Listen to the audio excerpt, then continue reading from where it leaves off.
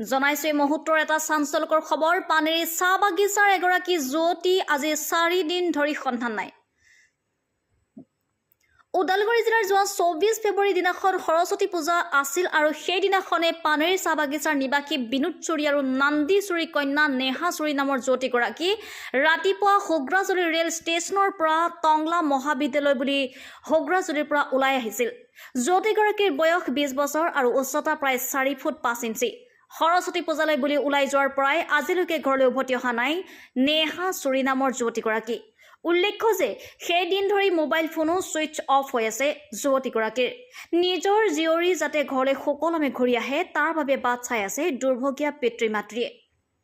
কিন্তু আজি 4 দিন ধৰি সন্ধানহীন হৈ পৰাত কোনো সংসূত্ৰ বিচাৰি নোপোৱাত চিন্তিত হৈ পৰিছে নেহাৰ পিতৃ মাতৃ। জানিব পৰা মতে 17/2/2024 তাৰিখে ঢেকিয়াজুলি থানাৰ নিৰুদ্দেশ সম্পৰ্কে এজাহাৰ দাখিল কৰিছিল আৰক্ষী থানাত পৰিয়ালবৰ্গই। আৰু আনহাতে অসম চৰকাৰক তথা আৰক্ষী প্ৰশাসনক যুৱতীগৰাকীৰ সন্ধান কৰিবলৈ কৰজোৰে অনুৰোধ জনাইছে পিতৃ মাতৃয়ে।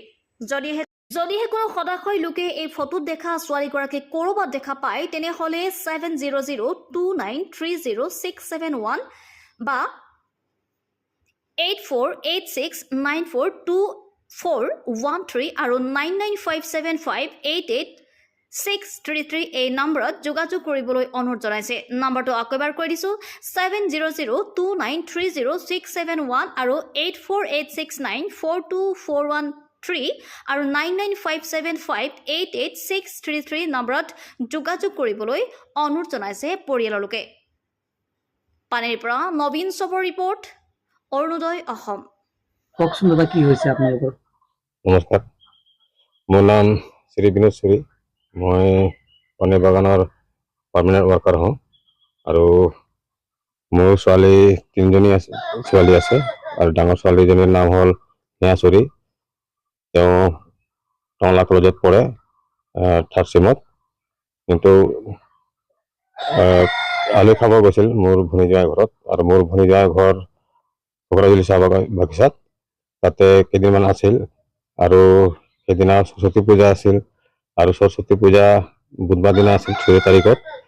তো এইদিনা এই নিজে ওলাই গৈছে মানে 8:30 মান বজাত টমটম গাড়ীত বহি হোগ্ৰাজুলি ষ্টেচনত আহিছে। তাতে নামি ৰাঙাপাৰা ফালে যোনটো নেকি ট্ৰেইন আহে সেইটো ট্ৰেইনত উঠি এই টংলা ফালে আহিছে। তো হোগ্ৰাজুলিৰ পৰা যোনটো ট্ৰেইন আহে সেইটো ট্ৰেইনত উঠিছে মোৰ ছোৱালীজনী আৰু এইটো ট্ৰেইন টংলালৈকে আহে।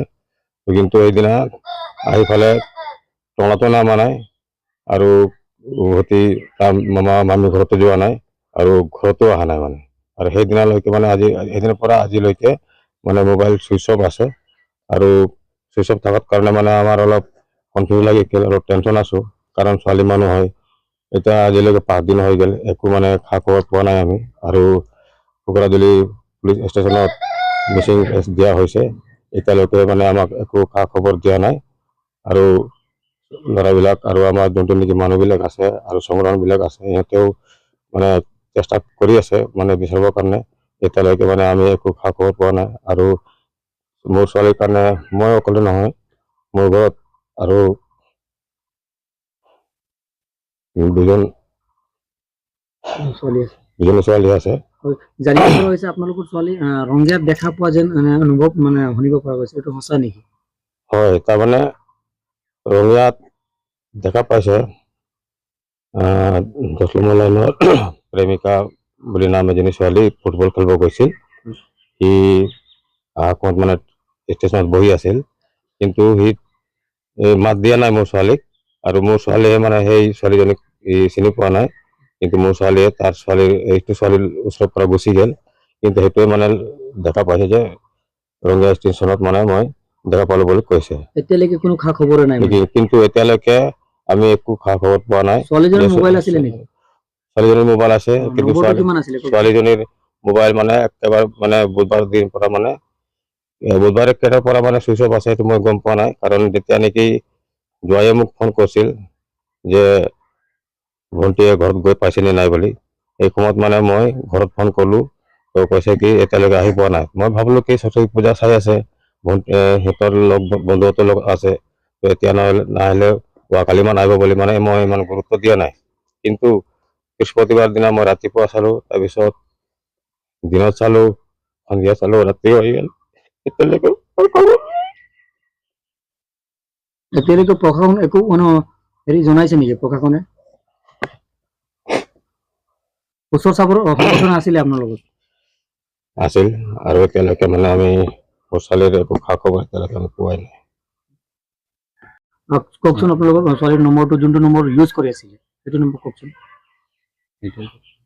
9864158911। এইটো নম্বৰ আপুনি ফোন কৰিছিলে? এইটো নম্বৰ মানে মই বুধবাৰে সন্ধিয়া 7টাৰ পৰা মানে মই ট্ৰাই কৰি আছো, মানে ফোন কৰি আছো, এতিয়ালৈকে মানে একো মানে গম পোৱা নাই, আৰু সুইচ অফ দেখাই আছে। মোবাইলটো এতিয়া নট ৰিচেবল দেখাই আছে, সুইচ অফ কৈ আছে। সুইচ অফ দেখাই আছে।